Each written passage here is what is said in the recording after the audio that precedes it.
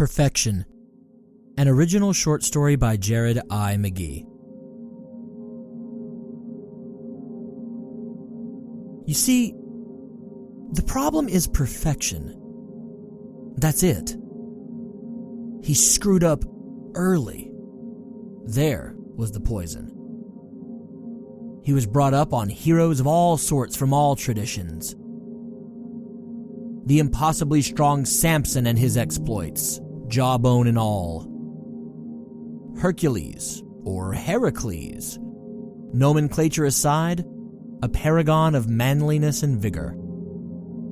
Sinbad, with his courage and wit. Ruth, exhibiting superhuman patience and virtue, preternaturally even-keeled. David, flaws and all, killing giants, bedding women, and through the ups and downs communing directly with the one true God. Artemis, huntress with deer and cypress held to her heart, defending every maiden that walked the earth as if she were her sister. Scheherazade, weaving together masterful tales and taking her future and immortality into her hands through the act. Odysseus the wise, Odysseus the fool, Odysseus the humbled, Odysseus the hero that learned. Penelope the wise, Penelope the unwavering, Penelope the faithful, Penelope the goddess walking the earth as a mere mortal.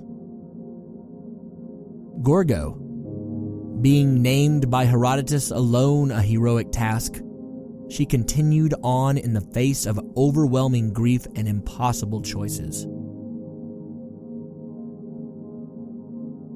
And his list went on and on and on and on into eternity. His parents had begun reading him those biblical tales, those fables, those mythological happenings instead of nursery rhymes, dooming him in his later years. Why the gloom and unhappiness because of bedtime stories of heroes? Well, because perfection was taught him. Heroism and the absence of fear and ugliness and misshapenness.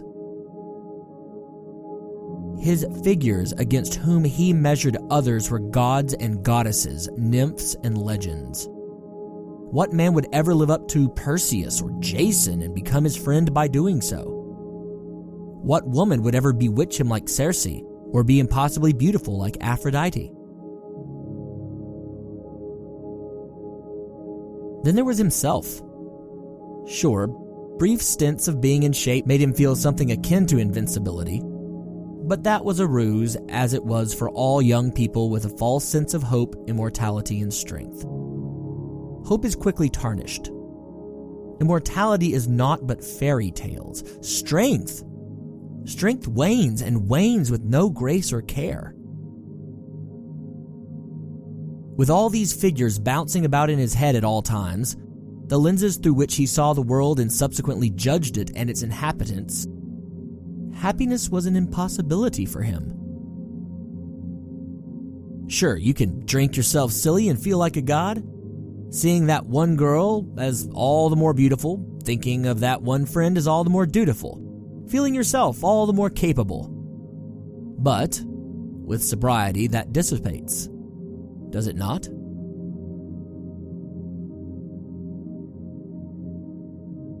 His revolving door of significant others was predicated on this lack of perfection, too. Self-sabotage was far easier than trying to reconcile some bag of imperfections daily, hourly, moment by blessed moment.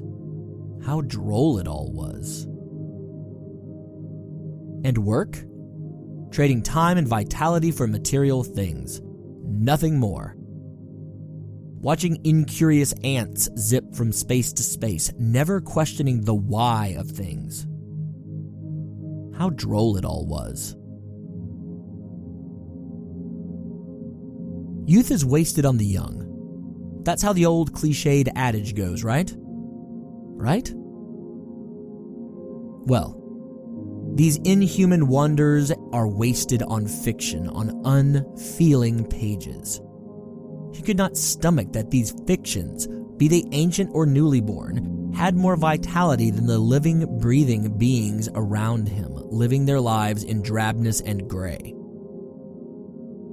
Watching a game show on TV, shopping for groceries that you don't need, buying that new blouse or those new shoes unnecessarily because they were fashionable for this small flash in time, dancing the night away to try to scare off thoughts of the void that awaits every mortal, immersing yourself in pixelated alternate realities because the humdrum nature of your life is too weighty to bear on your shoulders? Is any of that living?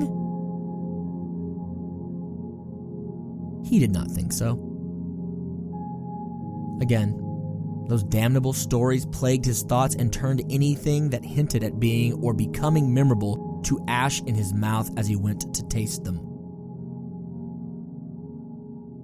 Even Milne's anthropomorphic amigos and their comrades hurt him.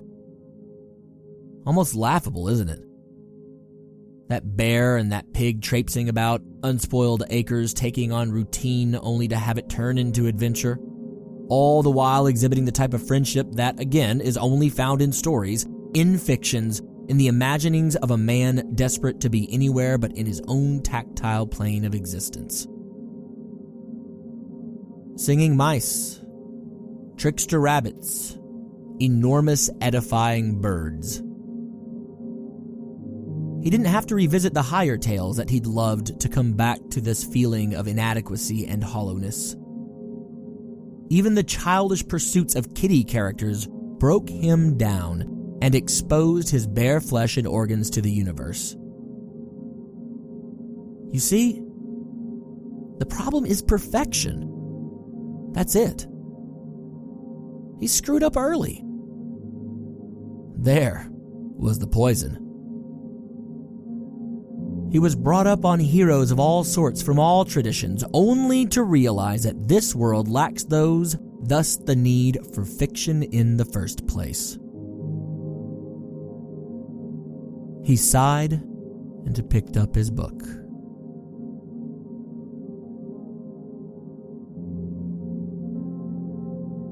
Thank you for listening to Perfection. The backing track for this story was taken from the Free Music Archive and is Stories About the World That Once Was from the album Music from Neptune Flux by Chris Zabriskie. The track is being used under Creative Commons Attribution 4.0 International License. Thank you to Mr. Zabriskie for providing this music to the Free Music Archive and, indeed, to the world. Please stick around for the next in a series that started with Dybbuk's and You, a practical how-to guide.